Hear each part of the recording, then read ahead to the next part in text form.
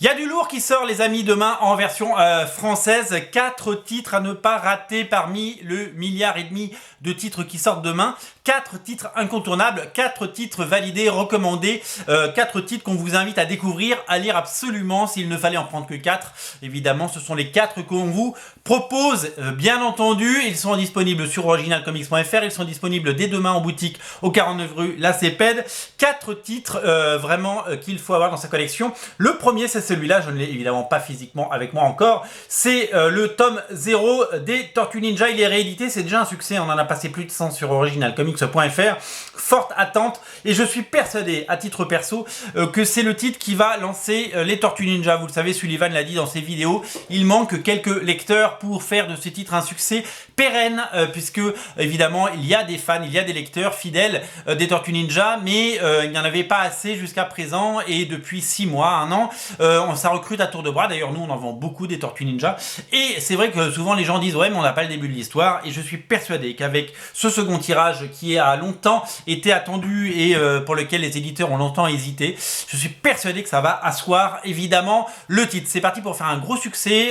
nous on en a commandé plein, il y en a plein d'autres qui vont arriver parce qu'on va en recommander tout de suite derrière pour être sûr de pouvoir vous le proposer. Le tome 0 des Tortues Ninja qui reprend l'ensemble des tomes qui étaient parus chez Soleil Édition et qui était indispo puisque le premier tirage est complètement épuisé. On le retrouve à des prix défiant toute concurrence et l'entendement, j'ai envie de dire, sur les marketplaces. Là ça y est, prenez-le au bon prix, mais prenez-le, il faut pas le rater. Le deuxième titre à ne pas rater c'est The 12 de Straczynski, la série complète, le chef-d'œuvre de Joseph Michael Straczynski, est réédité en deluxe. Ça c'était l'édition 100%.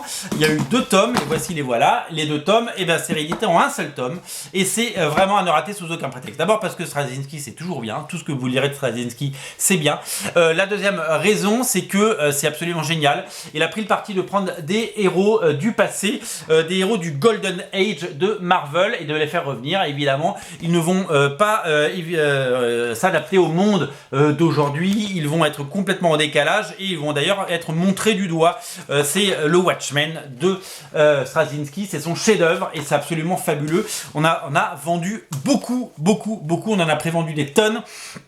Et on est ravis que ça ressorte. Moi je vais me le reprendre en deluxe, hein, pour tout vous le dire, parce que les formats souples c'est pas trop mon dada.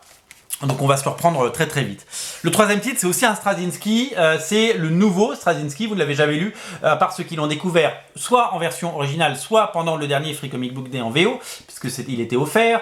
C'est The Resistance, le volume 1, il y a un volume 2 qui est annoncé aux États-Unis, donc il y aura une suite, c'est ça qui est cool. Le premier volume est dessiné par Mike Deodato Jr., avec qui il avait déjà travaillé sur Spider-Man, et on est sur la création d'un nouvel univers de super-héros, avec toujours ces thématiques, évidemment, des super dieux, héros, menaces, dominent-ils le monde et que feriez-vous si vous étiez un super héros.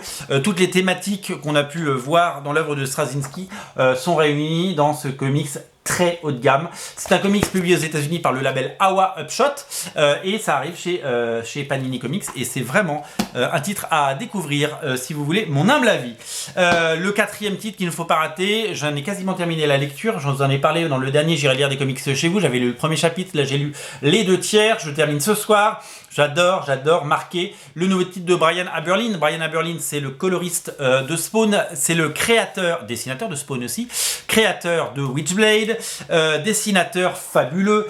Il a fait Sonata, il a fait Witchblade, Medieval Witchblade Spawn, non Medieval Spawn Witchblade, oh là là, n'importe quoi, je bug dans ma tête, et il nous régale avec chacune de ses créations. Il avait fait Arya aussi, qui ressort sous le nom Lady Kildare, et là il nous fait Marquer, c'est l'histoire de sorcières qui ont des dons à travers des tatouages depuis la nuit des temps, qui portent évidemment, qui protègent notre planète et qui protègent notre univers. Voilà, donc un titre d'une qualité graphique et scénaristique absolument fabuleuse. C'est co-scénarisé par David Hein. Les couleurs de Van Dyke sont absolument sublimissimes. C'est génial, c'est de la BD haut de gamme. Je vous ai invité à lire Sonata. Il faut lire aussi Marquer, ce qui va marquer la semaine, les esprits et votre bibliothèque.